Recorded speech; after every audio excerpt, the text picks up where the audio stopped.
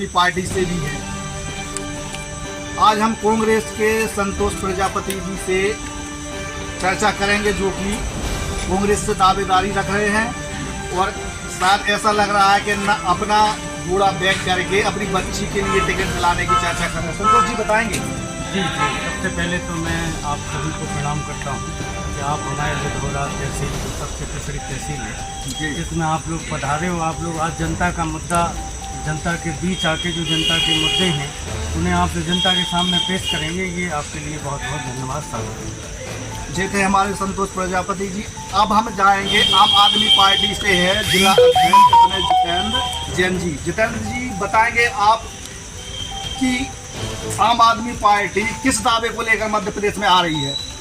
सबसे पहले तो मैं आपके चैनल का आपका बहुत बहुत धन्यवाद करता हूँ कि आपने इतना शानदार प्रोग्राम लिधौरा में लगाया है, इसके लिए बहुत बहुत धन्यवाद आपका। और आपके चैनल के माध्यम से मैं यहाँ की जनता को प्रणाम नमस्कार करता हूँ। जिस प्रकार से आपने पूछा हम किन मुद्दों को लेके आ रहे हैं, आम आदमी पार्टी का मुद्दा हमेशा आम आदमी का मुद्दा है। शिक्षा, स्वास्थ्य, बिजली, पानी, महिलाओं को सुरक्षा और रोजगार। आज हमारे बुंदेलखंड में पलायन बहुत तेजी से बढ़ा है। यहाँ का मजदूर रोजगार की तलाश में दिल्ली, पंजाब भागता है। आज पिछले 20 वर्षों से यहाँ पर भाजपा की सरकार है, लेकिन रोजगार के नाम पर अगर एक रोजगार भाजपा ने यहाँ खोला हो तो बता दें, नहीं खोला है। हमारा यही मुद्दा है, हम बेरोजगारी को खत्म करेंगे, हम अच्छे स्कूल बनाएंगे, अच्छे अस्पताल बनाएंगे, महिलाओं को सुरक्षा प्रदान करेंगे।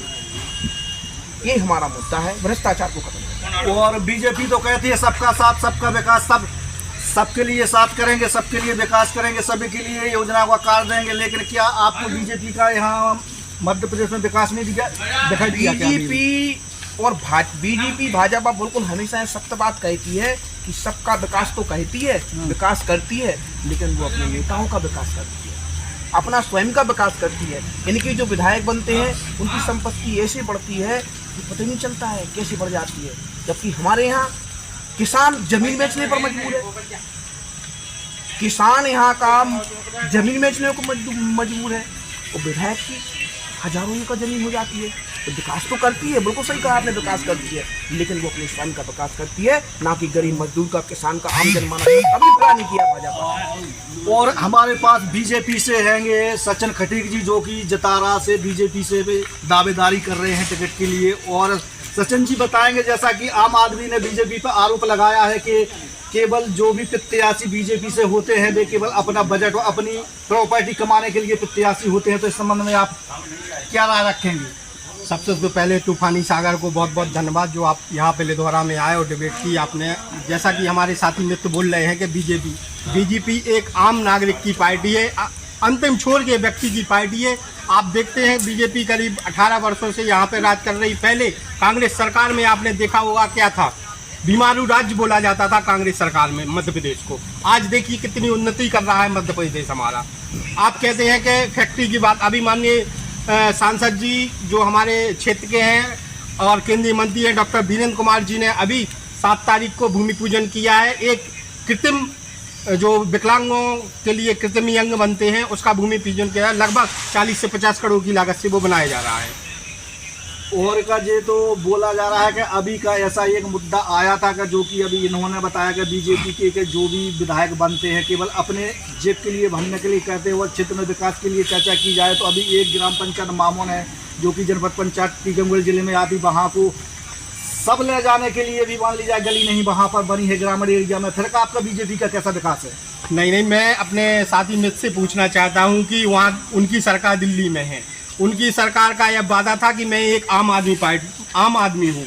आपने देखा है कि कुछ सालों में वहाँ पे चाहे वो वहाँ के सीएम केजरीवाल जी हों, उनने एक आवास में कितना पैसा लगाया है जो दिल्ली के लोगों का वेस्ट किया है। वहाँ के जो मंत्री रहे हैं उन लोगों ने कैसा दुरुपयोग किया है पैसों का, और आज उनकी स्थिति ये है कि वो जेल में है।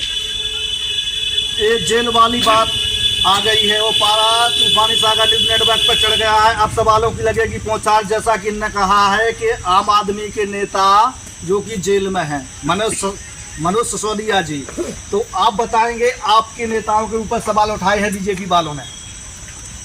मेरे मित्र ने सबसे पहली बात तो मुद्दे की बात से भटकाने का काम किया है। आपने जो उनसे मुद्दा पूछा था कि भाई भाजपा के विधायकों का विकास इतने जल्दी कैसे हो जाता है, उसका तो वो जवाब नहीं दे पाए। ये इनका हमेशा से यही चाल चरित्र है इनका, ये मुद्दों से भटकाने का काम करते हैं। अब इन्होंने लेकिन जो मेरे से सवाल पूछा उसका मैं जरूर जवाब दूंगा आपको। जी जी। जिस प्रकार से इन्होंने कहा है कि मनीष सिसोदिया जी जेल में है, सत्येंद्र जी जेल में, मैं बता रहा हूँ आपको।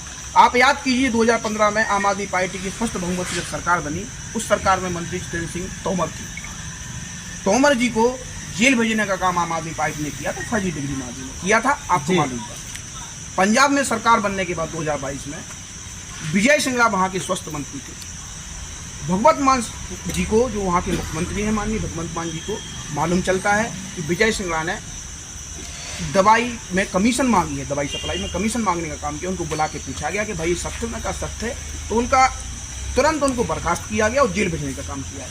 ये भारत के इतिहास में ये पहली ऐसी सरकार है जिन्होंने अपने मंत्रियों को जेल भेजने का काम किया। लेकिन जो मनीष सिसोदिया वो सत्येंद्र जैन की बात करती हो, वो कहती है हमें मोहल्ला क्लिनिक देखना है। ये आपके नेताओं को पेट में दर्द होने लगता है तो मोदी जी पूछते हैं ये मोहल्ला क्लिनिक किसने बनाए हैं, पीछे से आवाज आती है सत्येंद्र जैन ने बनाए हैं, सत्येंद्र जैन को जेल में डालो। बात मनीष सिसोदिया जी के करें तो मनीष सिसोदिया जी भाई स्कूल इतने अच्छे बनाए हैं, पूरा देश पूरा विश्व देख रहा है, इतने अच्छे शानदार स्कूल बनाने का काम किया है। मोदी जी अमित शाह जी बैठते हैं रात को, कहते हैं स्कूल कौन बना रहा है, स्कूल तो सर वो अरविंद जी के साथ रहते हैं ना, शिक्षा मंत्री मनीष सिसोदिया जी बनाते हैं, जेल में भेजो। आपका एक षड्यंत्र के तहत उन लोगों को जेल में भेजा गया है। तो सत्यमेव जयते, याद रखना आप लोग इस बात को, सत्यमेव जयते। इस देश में, इस संसार में हमेशा सत्य की विजय हुई है। एक दिन वो बाहर आएंगे और निर्दोष बाहर आएंगे, मैं कह रहा हूँ इस चैनल की माध्यम। अब देखिए, देख रहे थे कि जो कि इन्होंने भी आरोप लगाए हैं कि जैसा कि विदेश से कोई आए या मंत्री जी के बंगले में जाए या क्या जाए, इसके बारे में मैं पूछूंगा जो कि हमारे लिधौरा से भी ग्रामीण से या शहर से मान लिया जाए जो वरिष्ठ अधिकारी भी रह चुके हैं और अभी है वर्तमान में, इनसे पूछेंगे कि कौन पार्टी जतारा विधानसभा में किस तरीके से विकास के लिए ले जाने की कोशिश कर रही है या नहीं कर रही है। क्या लग रहा है आपको बीजेपी के विकास का? आपके चैनल का थैंक यू वेरी मच जी, लिधौरा जिले क्षेत्र में आप पधारे। दूसरा ये है, देखो विकास तो निरंतर प्रक्रिया है, कोई ये कहे कि मैंने किया इनने किया, विकास निरंतर प्रक्रिया है। क्योंकि बीजेपी यहाँ पिछले 15 सालों से सरकार में है, तो मैं तो आपको इतना बता सकता हूँ कि जिनकी भी याददाश्त में थोड़ा भी जोर हो, कुछ सड़कें देख ले 15 साल पहले की, बिजली देख ले, बिजली का किसी ने कल्पना नहीं की थी कि 24 आवर्स पावर सप्लाई हो सकती है। आज मध्य प्रदेश में 24 आवर्स पावर सप्लाई हो रही है। सड़कों का नेटवर्क ऐसा बन गया है कि आप गाड़ी से निकलिए यहाँ से तो आप आगे जाके कंफ्यूज हो जाते कि हमको शहर जाना कि गाँव जाना है। इतनी अच्छी कही है, इतनी शानदार सड़कें बन गई हैं। तो जो नेटवर्क धीरे धीरे काम सब हो रहे हैं और विकास निरंतर। हाँ, ये जो आपने अभी जैन साहब ने एक मुद्दा उठाया था मावन का, हो सकता है ये कोई बहुत बड़ी बात नहीं, गांव छोटे हों, मतलब पूरी तरह से संतुष्ट नहीं। विकास मैं पहले ही बोला हूँ कि विकास निरंतर चलने वाली प्रक्रिया है। हर पार्टी अपने हिसाब से विकास के काम दावे करती है और जो कर रही है वो दिख रही है। ये भी सच्चाई, आप भी गाड़ी से आए, आपको दिखा होगा रास्ते में, ऐसा नहीं है। मैं आपको बताऊँ, मैं अभी अनूपपुर में पोस्टर था जब, अब तो चूँकि रिटायर्ड हो गया हूँ, तो हमारे पास में अपने दिल्ली से इसके क्या बोलते हैं टीम आई थी, तो उनको मैं लेके जो है वहाँ जा रहा था अमरकंटक। रास्ते में उन्होंने महिला उस पर एक सचिव स्तर के अधिकारी थे, उन्होंने गाड़ी रोक के हमसे पूछी गुलाबी बिल्डिंग काय की किसकी है।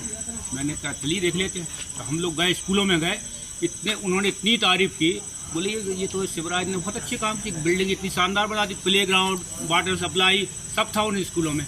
लेकिन जो मैं ये नहीं बोला कि मैं पूरी तरह से संतुष्ट हूँ, उनमें भी कुछ कमियाँ होंगी, क्योंकि मैं तो ना वहाँ पढ़ा हूँ ना वहाँ देखने गया हूँ। लेकिन बिल्डिंगें देख के उन लोगों ने तारीफ़ की, मैं उसका विटनेस हूँ, क्योंकि मैं उनको हवाई अड्डे से अमरकंटक तक लेके जा रहा था, उन्होंने गाड़ी स्पेशली की। तो ये जो निष्पक्ष जो ऑब्जर्वर्स आते हैं उनकी राय महत्वपूर्ण होती है। और मैंने निश्चित रूप से देखा कि चूँकि मैंने MP का काफ़ी मतलब बहुत जगह रहा हो नौकरी में, तो हमने तो ये देखा कि सड़कों का जहाँ चलना मुश्किल था वहाँ शानदार है। बिजली की व्यवस्था लगभग, बिजली तो ऐसी है कि कभी भी अभी फेल हो जाए खड़े खड़े तो नहीं कह सकते, लेकिन 24 आवर्स की व्यवस्था जो की है ये उदाहरण बना था मध्य प्रदेश का। मैं आपको बताऊं, आप जागरूक पत्रकार हो, कि अब इन्होंने 24/7 पावर सप्लाई की घोषणा 9 फरवरी को शहडोल में की थी। किसने? शिवराज जी ने, उस समय वो आए थे अडवाणी जी, वहाँ पे मैं था वहाँ। और जब इन्होंने घोषणा की तो 5-7 मिनट तो लोग सोचते रह गए यार ये कैसे देगा बिजली, क्योंकि यहाँ तो मध्य प्रदेश में तो 4 घंटे पावर आता तो 20 घंटे गायब रहती थी। तो लेकिन हुआ, और आप खुद उसके फिटनेस हो। मैं दिल्ली सरकार का ही बोल रहा हूँ, तो दिल्ली सरकार में इन्होंने वो किया जो हम लोग नहीं सोच सकते थे। तो करना, देखो अगर इच्छा शक्ति है, शिवराज की इच्छा शक्ति थी, उन्होंने पावर दिया, और ये इन चीज़ों को हमें स्वीकारना चाहिए। बस मैं तो ये कह रहा हूँ, बाकी चुनाव हो रहा है, अगर विधायक जी ने कुछ नहीं किया होगा तो आप लोग देखेंगे, किया होगा तो विकास की, जहाँ तक बात है स्थानीय विकास की, तो ये सब लोग देख रहे हैं कितने काम हो रहे हैं और कितने में अड़ंगेबाजी हो रही है, सब देख रहे हैं। तो उसमें मैं ज़्यादा कमेंट्स नहीं। पंचायतों का जो पुलिस है उनको भी ध्यान देने की जरूरत है। और रहा यहाँ के विकास की बात, जैसा हमारे शर्मा जी ने बताया, निश्चित तौर पर यहाँ का जो जतारा का नेतृत्व रहा है उसने लिधौरा क्षेत्र को तो विकास की ओर ले गया है, ये कह सकता हूँ। देखते रहिए तूफानी सागर न्यूज़ के साथ मानसी।